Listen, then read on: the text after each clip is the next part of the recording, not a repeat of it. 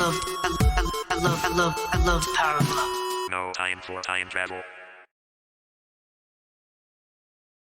Hey fellow gamers, today we're going to be revisiting one of my all-time favorite games from the Sega Genesis era, Street Fighter II Champion Edition.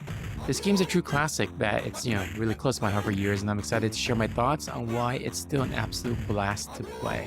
First and foremost, let's talk about the gameplay. Of course, Street Fighter, right? So Street Fighter II Champion Edition takes the core elements of the original Street Fighter II. The main thing that's different is you get to play as the boss characters for the very first time since the Street Fighter II games have been released. The boss characters being Vega, Bison, Balrog, and Sagat.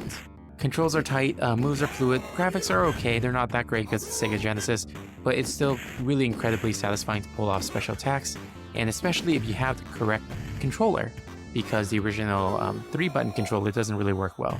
For a 3-button controller, you have to press start to toggle between punches and kicks. If you have the Sega Genesis 6-button, then that would be a lot better because you don't have to toggle anything. Whether you're throwing fireballs as Ryu or performing a spinning power driver with the Zangief, the moves just feel right. And let's not forget those epic battles against friends or, just the CPU or AI or whatever it's called. Competition's fierce, every match feels like a true test of skill. Again, one of the really cool features is the character roster. You have the original 8 warriors, World Warriors, and each one has a special attack and special moves, but because of the boss characters, you have like 4 more characters to play and master. So there's pretty much a character for every playstyle. Now, I know this is an old game, but the graphics and sound still hold up surprisingly well, or it's Sega Genesis too.